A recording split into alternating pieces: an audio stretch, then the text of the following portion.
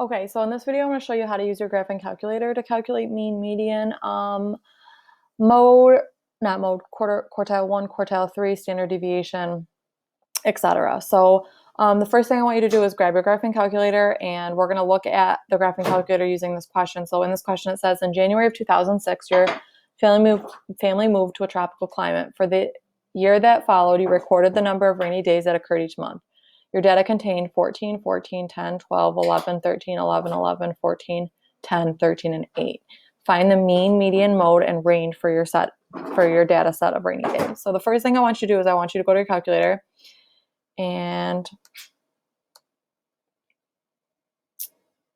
that should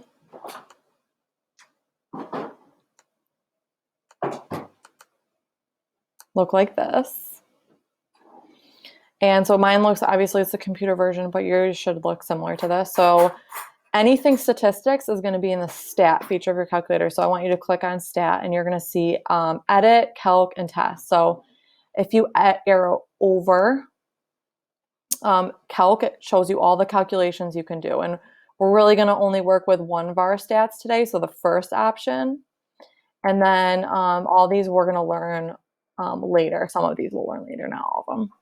And then tests, that's probably AP statistics if you ever take that, but this is all the features you'll use if you're taking AP statistics. So if you just go back to edit, you're going to click enter, and it's going to have a list. Maybe there's numbers in it, maybe there's not, but this is basically where you enter all your lists of numbers. So if you have numbers in there already, you're going to arrow up to the top so it highlights L1, and you're just going to press clear, and you're going to press enter, and that should clear out your whole list. So then you're just going to enter the data from that question we just looked at. So the numbers are 14, and you just type it in, and it'll say L1, which is the first number, 14, and then you just click enter, 14, oops, enter, 10, enter, 12, enter, 11, enter, 13, enter, 11, 11, 14, 10, 13, and 8.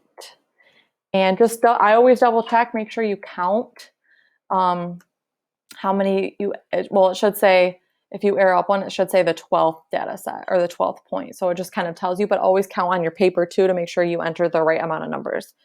So after you have the numbers in your list, you're just going to click the stat button one more time, and it's going to have you to the screen again, and you're going to go over arrow 1 to calc, not down. You're going to arrow over to calc, and then you only want number 1 option, 1 variable stats, because we're only looking at one dimension of numbers. So we're not comparing 2 types of numbers, it's just one list of numbers. So you're just going to click one of our stats, you can press enter. And then the list that we want is list 1. We entered all our data in list 1.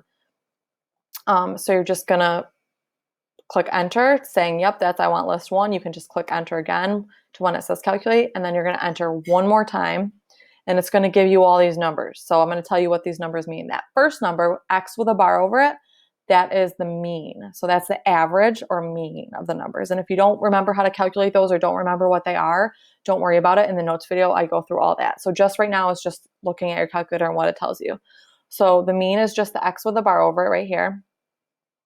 The standard deviation, and you don't know what that is yet, but when you watch the notes video, you will, is we're going to use the SX number. So it should always tell you to round to something. If it doesn't, just round to the nearest tenth or the nearest hundredth.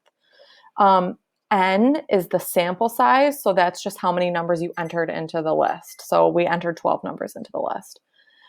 Min, the lowest or the smallest number, was 8. And then if you arrow down, you'll see Q1, which is just quartile 1, so that's the first quartile, which is 10.5.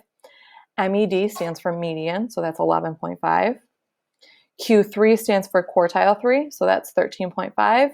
And then it gives you your maximum. So to find your range, you would just take the maximum minus the minimum. So 14 minus 8, which would give you 6. So your range would, in this case, would be 6. But